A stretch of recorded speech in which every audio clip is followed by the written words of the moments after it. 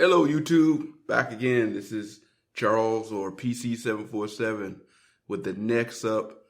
I'm back. I keep saying that in a couple of my videos, but man, I had to plug in and talk about this. No matter what's going on in the world with me, it's like we have to talk about this. And the story I'm going to talk about is Samsung following Apple again. Now, look. Even though I'm big into Android, I've always been okay with, Android and iOS, I ain't gonna say following, but if there's something that's working for one of the platforms, I'm okay with the other platform taking it and using it. There are just some things about Android that works. I love the fact that, the notification bar, even though I don't use it that much anymore, I enjoy widgets, just the openness of Android. And there are some things that iOS actually took from that. Obviously, the notification bar, the widgets they added to their own OS. And there are many things that Android have borrowed from iOS. But, man, there are just some things that I'm okay with letting Apple keep. Like, you remember with Android when back in 2009 when it really came on the scene. Like, Android was already out there, but what I'm talking about when it really hit mainstream commercial success, where everybody kind of like, man, this is what this could be. And what I'm talking about is the Droid commercial back in the day. And what's made the Droid like kind of stood out, it talked about all the things that made the Droid different from the iPhone. The fact that it had a keyboard. It had a removable battery. There are just so many things that Apple did that it was okay for Apple, but Android said we could bring you something. And I say Android, but Motorola with the Droid said we can bring you a phone that people want with some of the features in statistics, but with the features that people wanted. Right? Now, over the years, we started to see Apple and Android devices kind of merge, where it's almost like you could pick up an iPhone now and you could pick up an Android phone, and it almost feels like you have pretty much the same phone. Now, there are some differences. Trust me, I know there are some differences. Like for the past couple of months, my company made me carry an iPhone for a work phone, and I'm gonna be honest with you, I did not like it because there are just some things that do set Android apart. For me, who had been a long-time Android user, that it would frustrate me that it wasn't in iOS. So there are still some unique differences as far as the overall operating system. But for the most part, when you pick up the phones, you can kind of translate pretty well from one to the other, especially doing the basic stuff that you need to do, right? So I like seeing them being distinct, being different, and not so much following the crowd. Now let's talk about the story that triggered me hitting the record button. And that's Samsung, when I say following Apple yet again, and leaving the charging brick out of the box. Now, you remember a couple years ago when Apple said that they wasn't going to go with the headphone jack? Like, one of Samsung's biggest commercial that they put out there was how they would be different from the iPhone and how they are going to include a headphone jack in a box, that they're going to listen to the people, that people want the headphone jack, so we're going to keep it. It wasn't long after that before, well, not only Samsung removed the headphone jack, but right now, you could count almost on one hand the amount of phones that actually come out with a headphone jack now. It's like the thing's obsolete. Now, to be fair, listen, for a lot of us, we're using Bluetooth headphones 99% of the time because Bluetooth headphones are pretty much cheap. You can get a pair of Bluetooth headphones for $10 or $15, depending on what you get. Now, obviously, if you want some of the better quality ones, you're going to spend a little bit more. But again, you can get away with a pair of $15, $20 headphone jacks that you can pick up off of Amazon or even at the local Dollar General, I think, down the street. So we have come to the point where we are comfortable using Bluetooth headsets that, at least for me, 99% of the time, I am not missing that headphone jack. But it's the 1%, boy. It's that 1% that you go, wow, where's my headphone jack? Now, here's the example. I was board in the aircraft. Now, I know this sounds weird because pre-COVID, getting on an airplane, it sounds like something that is weird now, right? People traveling, going out, visiting different places and being in a crowd, enjoying being and checking out different sites and stuff. I know right now that is something that is very hard to do it's basically obsolete right now because of the current pandemic we got going on. But pre-COVID, when we were able to fly and we were able to go visit different places and check things out and be in a crowd around people, you go to the airport and come on, you got these 3 hours, you got to get to the airport 3 hours before it's time to, for your flight time, because your TSA lines were just ridiculous, right? By the time you get through this long TSA line, you get to there, you strip down, get through security so they can make sure you're safe to board the aircraft. You get there, you got about 45 minutes if you time it about right to wait before you board your aircraft. So, while you're sitting in the terminal, you may grab a drink, you may grab some chips or whatever. You throw in your phone, check out a couple of YouTube videos. That's what I do, or listen to some music. Just pass the time, right? And then you finally see, all right, the person up front say, all right, call your numbers, getting ready to line you up to board on the aircraft. You ready to go? And you look down, you're like, man, 20% battery life on your Bluetooth headphones. All right, that's fine. I got my spare backup headphones in a bag. But those require a headphone jack. Right? And even if you for those that may have forgot it, right? Because a lot of us, we do, since we are now at this point where we do not carry headphone jacks because we're so used to headphones because we're so used to the Bluetooth ones that the wired ones are somewhere in a closet somewhere. It's like, all right, we so used to keeping the Bluetooth that we forget about that stuff. Unless you're like one of those people who just, dress all the time. Hey, man, I'm about to get on the airplane. I better have this as a backup. For those of you, awesome, smart. That's the way you should be. But some of us, we pretend like we get on the airplane and this issue is not going to come up because we know this is going to come up. But anyway, you get on the airplane, you realize that, or you're in the line boarding to get on the airplane, you realize you're down to 20%. You do not have enough time to charge up your Bluetooth headphones. Now, if you happen to be one of the people who left your headphones at the house, even if you were to pick up one of those $1 headphones that they sell on the airplane, well, they charge you $20 for it, but it only costs $1, but you know the game. You pick up those, you couldn't use it because you have no way of plugging it in. At that point, that's where you go, man, this is where I need a phone with a headphone jack. But other than that, you don't need it. Now, I know that a lot of these phones, or used to, stuff being removed out of the box, it used to come with a dongle where you have an adapter, that takes the 3.5 millimeter headphone jack and basically allow you to plug it into your charging port and still be able to listen to music.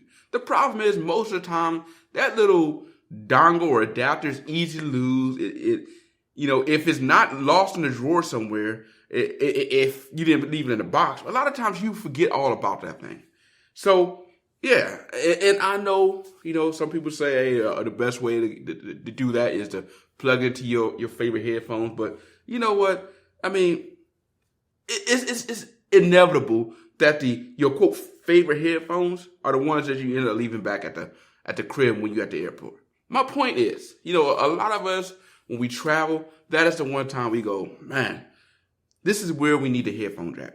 Now, for me to kind of get away around that is why I do bring my iPhone, or not my iPhone, but my iPad, that still have a headphone jack. So, I'm still able to go through multimedia or watch videos or movies or still listen to music through that way. But still, as you look at the money you're spending for these phones now I know you can pick up, these dongles and the charger for like $20-$30, right? Off of Amazon.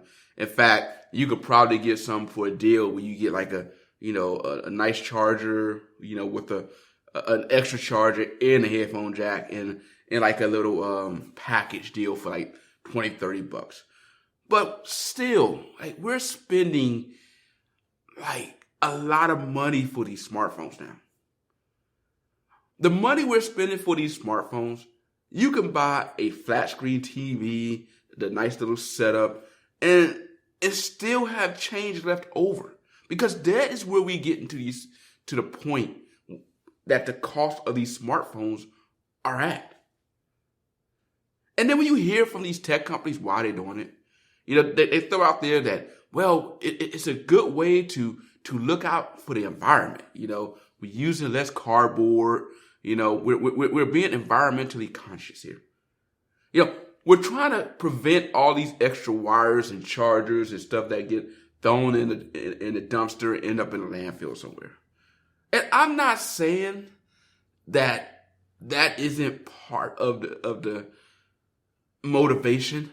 I just find it amazing that these tech companies throw that out there and still are okay with charging me $1,500 for a phone and leave the stuff out of it.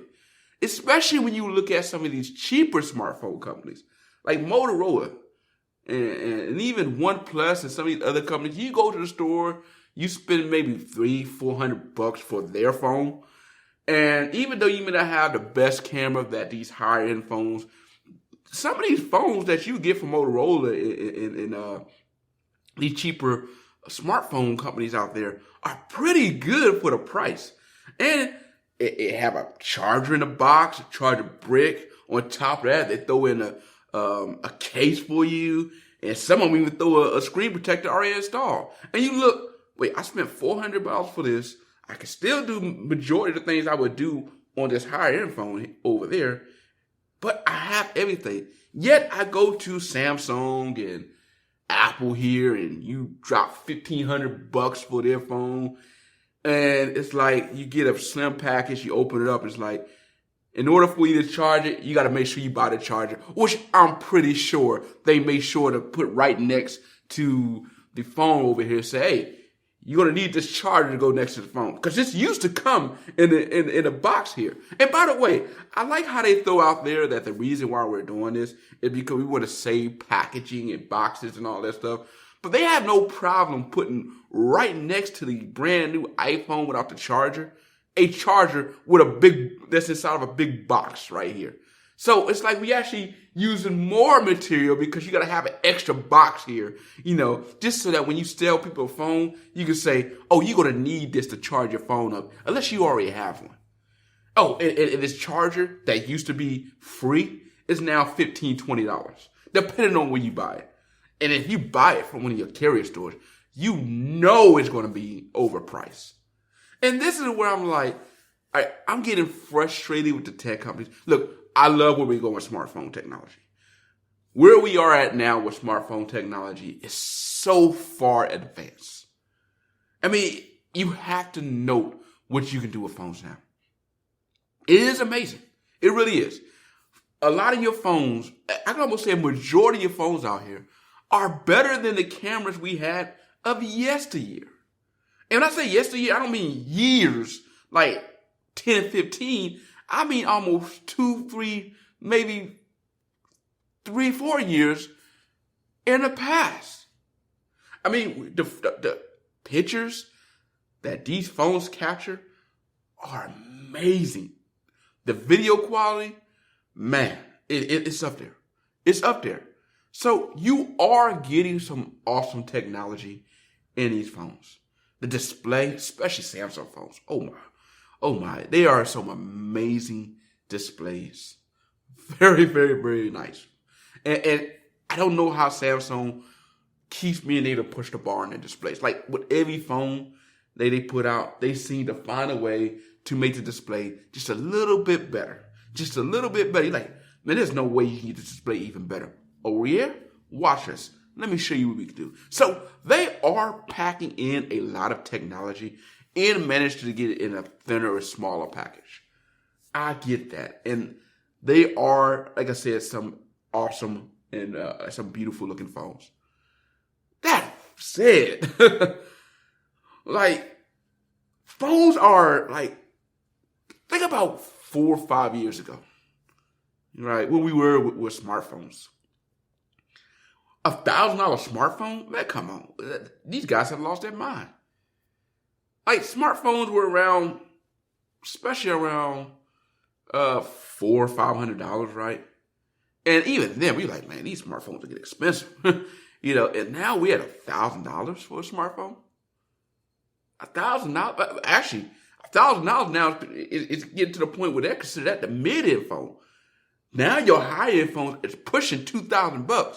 Like, you see these folding phones out there, which I understand they're new technology, but you're going to spend $2,000 for this brand new Galaxy Fold out there, which is supposed to be a hybrid between a phone and a tablet. So we're getting up there when it comes to the price. And it's like, for as much money as you guys are already squeezing out of people for these phones, to charge them extra for the charging brick and all that stuff is crazy. Now, I know for a lot of people, like, look, I already have the charger from last year's phone. In fact, I got a bunch of chargers in a box over here. And like I just said earlier, you can pick one off Amazon. No big deal. And I get that. I get for a lot of people, this is not a concern. But there are some people out there who like, man, I'm going to pick up a smartphone. It's like, I've already just spent $1,000 for this phone. And I got this guy over here wanting to say, hey, man, you're going to need this charger to charge the phone. It's going to be a little bit extra. It's like, wow. And to see that we're at that point, like, I knew Apple was there. And you know what? I can't believe Samsung. Actually, I could believe Samsung following them. The thing is that as much as we complain about what Apple do, as far as when they decide to do something as we consider stupid, when they decide to remove the headphone jack and they decide to do all this other stuff, we're hoping that these other manufacturers don't follow. And yet they do. And it's a matter of time before you start seeing other manufacturers say, we're not going to include a headphone jack. Well, we already there. I'm sorry. We're not going to include a charging brick in the box. Like, that's going to be the future of phones, that you're going to have to buy the charging brick separate. That the phone is going to come, here's your phone, and that's it. Anything else that you need for your phone to operate, you got to pay extra for. Oh, but don't worry, the cost of the phone is still going to continue to go up. It's just amazing that we're there. Yeah, I'm curious, guys. What are your thoughts on the fact that we're starting to see companies want to charge you more for the charger that used to be free, right? They say it's okay to go ahead and sell you this charger separate in a separate box, because the reason why, we want to be more environmentally conscious over here. Man, I don't know. So yeah, post your comments below or your thoughts on Samsung now deciding to follow Apple. And by the way, I want to make sure I give credit to where I heard the story. I know I jumped into it real quick. EV Leaks had dropped it, and I saw it off on 9 to 5 Mac. I will post the link for where I saw that article below. But yeah, man, and EV Leaks, they're pretty good for the most part. If they leak something, it's pretty spot on. So those of you looking forward to the next Samsung Galaxy S21, I hope you already have a charger. If not, go ahead and hit up Amazon and get you a charger, because you're probably not going to see a charger in your box. And it's a matter of time before we start seeing other manufacturers do it. Pixel, it's a matter of time for Google to try to follow that same mindset and be the guide following them. I think for me, if Google decides to go that route with the Pixel, especially lately with them being cheaper and already putting phones out there that's not up to par, as I would say, with some of your higher end phones. Now, the past Pixel 5 ended up being a much cheaper phone, and they also, cut on the specs. But if they decide to go back to the higher end market, decide to make the Pixel 6 a higher end phone and, charge the same amount that some of these iPhones and Samsungs are charging, man, for them to decide to go with that route and still skimp on the specs and leave out a headphone jack, or I keep saying headphone jack, that is still on my mind, but leave out the charging brick, man, I don't know how I would feel about that. For me being a Pixel fan and being unhappy with the current, trajectory of Google with their phones as of late. I understood the route they went with last year's Pixel. It actually ended up being in their favor considering the turn of the market, especially because of COVID and pretty much the economy being in a decline because of that.